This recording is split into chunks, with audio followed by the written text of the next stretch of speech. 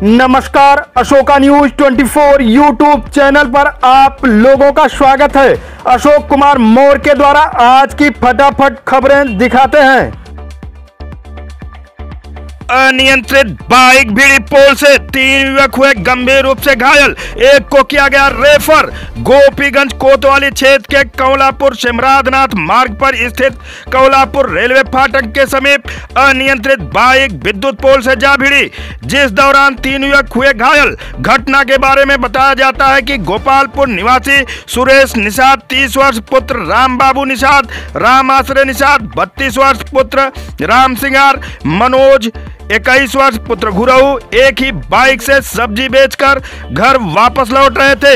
अचानक बाइक अनियंत्रित होकर ऑटो से भिड़ते हुए सड़क के किनारे लगे पोल से जा टकराई, जिस दौरान 3 युवक घायल हो गए। घायला अवस्था में पीआरबी पुलिस सामुदायिक स्वास्थ्य केंद्र गोपीगंज में घायलों को ले आई, जहां से सुरेश निषाद को रेफर कर दिया गया।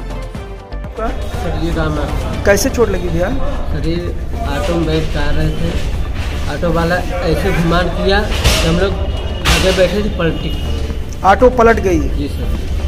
ऑटो तो कितने लोगों को चोट लगी है उसमें? सर जी हमें लगा है हल्का फुल्का, और एक सुरेश निषाद वो एडमिट है।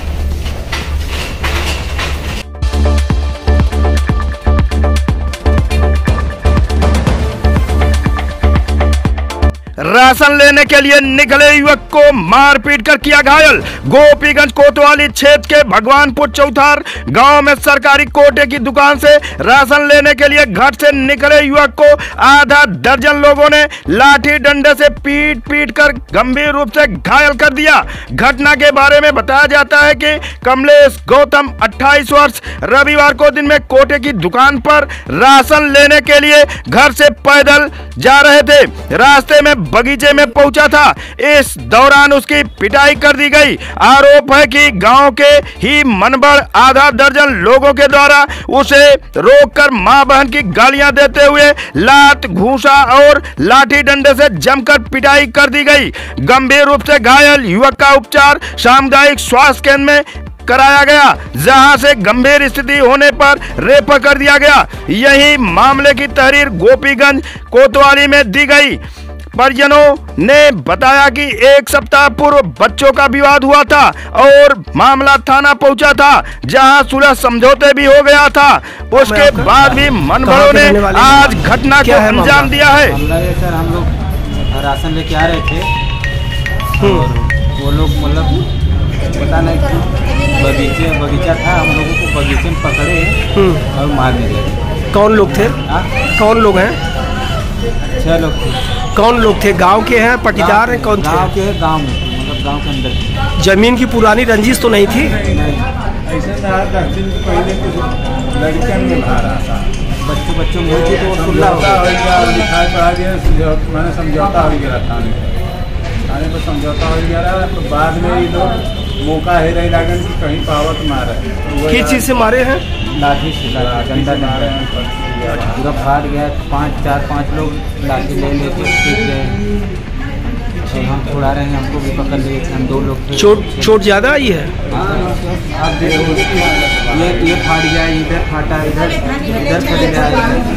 आपको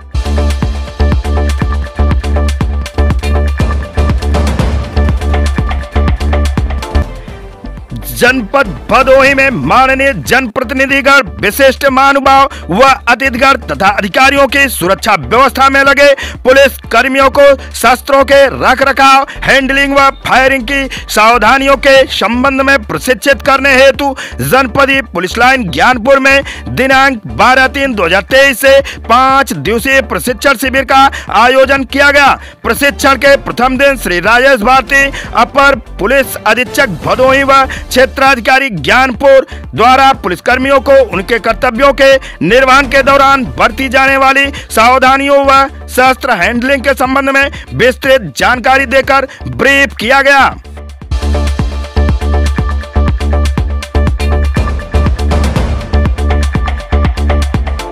महिलाओं ने रखा होली मिलन समारोह का आयोजन। फूल और गुलाल के साथ महिलाएं खेली होली।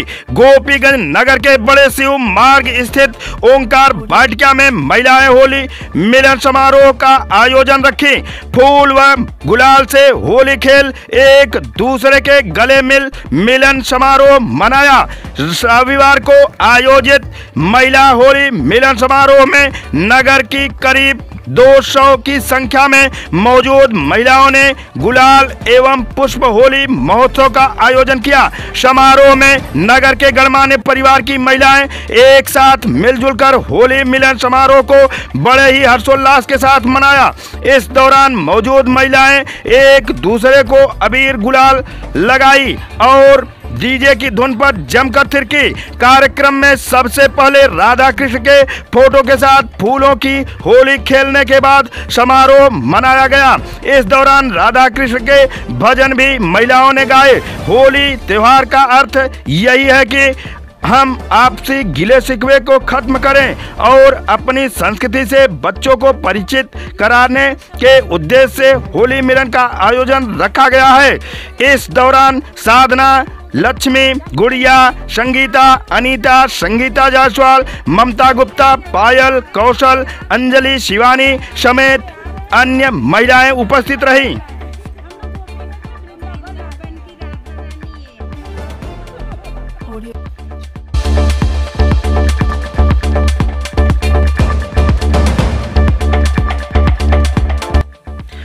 हबीबे 2 आलम कॉन्फ्रेंस एवं दीक्षांत समारोह संपन्न।